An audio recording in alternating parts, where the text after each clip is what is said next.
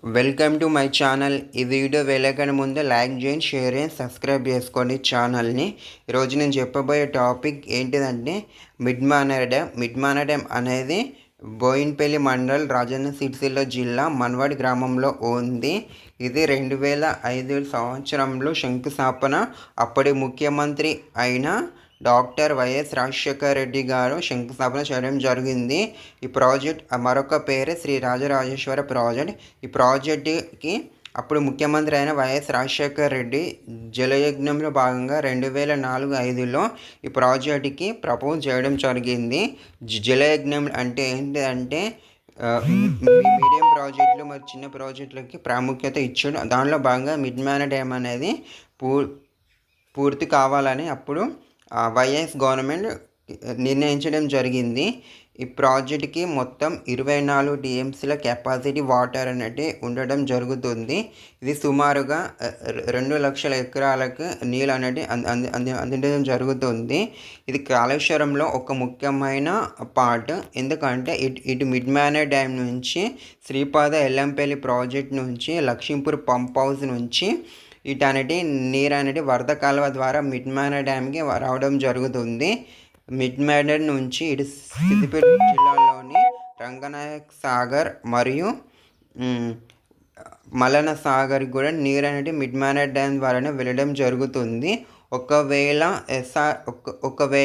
Mid Manair dam పూర్తిగా నిండటం జరిగిన తర్వాత అటు లోయర్ మానేర్ డ్యామ్ని కూడా నీరు అనేది అందించడం జరుగుతుంది. ఇటు లోయర్ మానేర్ డ్యామ్ కూడా ఇటు మిడ్మానేర్ డ్యామ్ ద్వారా నీరు అందించడం జరుగుతుంది. అదేవిధంగా శ్రీరాంసాగర్ ప్రాజెక్ట్ ద్వారా కూడా నీరు అందించడం జరుగుతుంది. మరొక విషయం ఏంటంటే దీనికి డైరెక్ట్గా కూడా ఎస్ఆర్ఎస్పి నుంచి కూడా నీరు అనేది రావడం జరుగుతుంది. ఈ ప్రాజెక్టులో భాగంగా ఇది సిరిసిల్ల జిల్లాలో అతి ముఖ్యమైన ప్రాజెక్ట్. ఎందుకంటే సిరిసిల్లలో అతి పెద్ద ప్రాజెక్ట్ ఇది.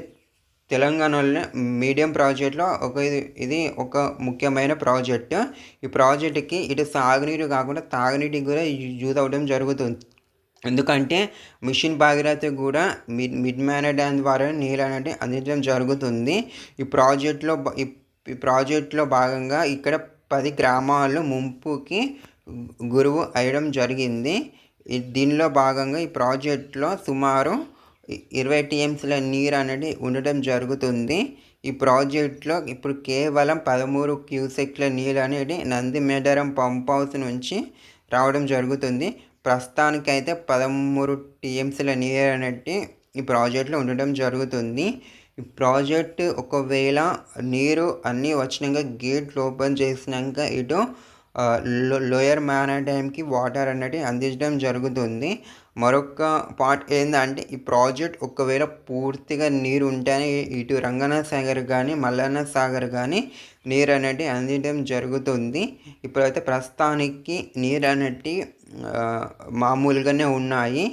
ఇప్పుడు కొంచెం వర్షాలు కురుస్తున్నాయి కదా, దానిలో భాగంగా ఈ ప్రాజెక్ట్కి 13 క్యూసెక్ల నీళ్ళు అనేది ఇటు లక్ష్మీపూర్ పంప్ హౌస్ నుంచి రావడం జరుగుతుంది. మరియు ముఖ్యంగా 500 క్యూసెక్లకేమో మోతేవాగు నుంచి రావడం జరుగుతుంది.